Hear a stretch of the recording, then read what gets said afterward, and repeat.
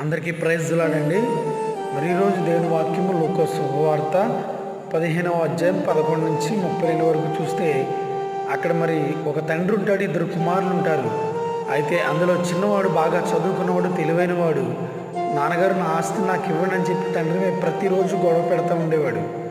అయితే ఆ కుమారుడు గొడవ పడలేక తండ్రి తన ఆస్తిని తన చిన్న కుమారుడికి ఇచ్చేయగానే అతను ఉద్యోగం చేసుకుంటాను, నాకు యొక్క డబ్బుని ధనాన్ని ఇంకా పెంచుకుంటానని చెప్పేసి వేరే దేశం వెళ్ళిపోయి ఆ ధనాన్ని మొత్తం పాడు చేసేస్తాడు.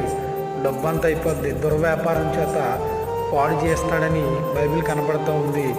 ఈరోజు ఏదన్నా ఉంటే దురాశ దుఃఖానికి చేటి అని బైబిల్ సెలవిస్తూ ఉంది. పెద్దలు చెప్తూ ఉంటారు చిన్న సామెత కింద. అయితే మరి ఈ డబ్బు మీద ఆశతో తను చివరికి మందు తాగుతూ, సిగరెట్లు తాగుతూ, ఫ్రెండ్స్తో విచ్చలవిడిగా పబ్బులకి వెళ్తూ రకరకాలైనటువంటి వ్యసనాలకు